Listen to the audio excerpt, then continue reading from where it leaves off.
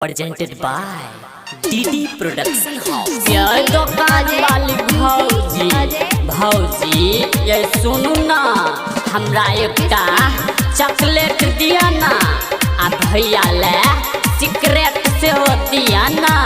ये भौजी, ये दुकान वाली भौजी, ये दुकान वाली भौजी, ये दुकान वाली भौजी, ये दुकान वाली भौजी, कम नहीं बेसी एक रेट चाहिए, कम नहीं बेसी एक रेट चाहिए।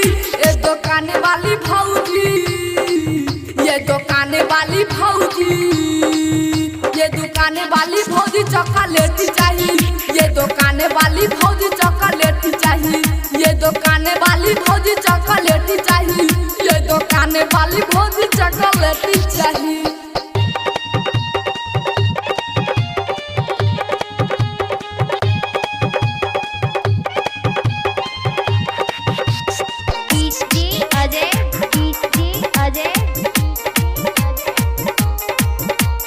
presented by DD Production House।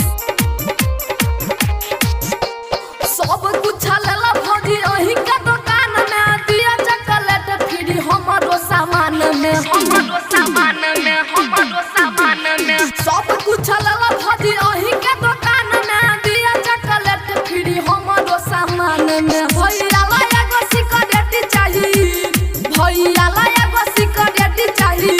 ये दुकान वाली भौजी, ये दुकान वाली भौजी, ये दुकान वाली भौजी चॉकलेट चाहिए। ये दुकान वाली भौजी चॉकलेट चाहिए। ये दुकान वाली भौजी चॉकलेट चाहिए। ये दुकान वाली भौजी चॉकलेट चाहिए।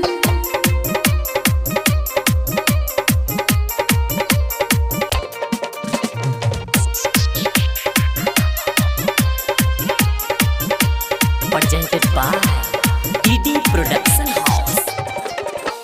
मिथुन माटी सोले कहेला बने उधारिए, जेबी में रखन छी पैसा हजारिए, पैसा हजारिए, पैसा हजारिए। मिथुन माटी सोले कहेला बने उधारिए, जेबी में रखन छी पैसा हजारिए। एक नहीं दूगो भरा पेटी चाहिए, एगो नहीं दूगो भरा पेटी चाहिए। ये दुकान वाली भौजी, ये दुकान वाली भौजी, ये दुकान वाली भौजी चॉकलेट चाहिए। ये दुकान वाली भौजी चॉकलेट चाहिए। ये दुकान वाली भौजी चॉकलेट चाहिए। ये दुकान वाली भौजी चॉकलेट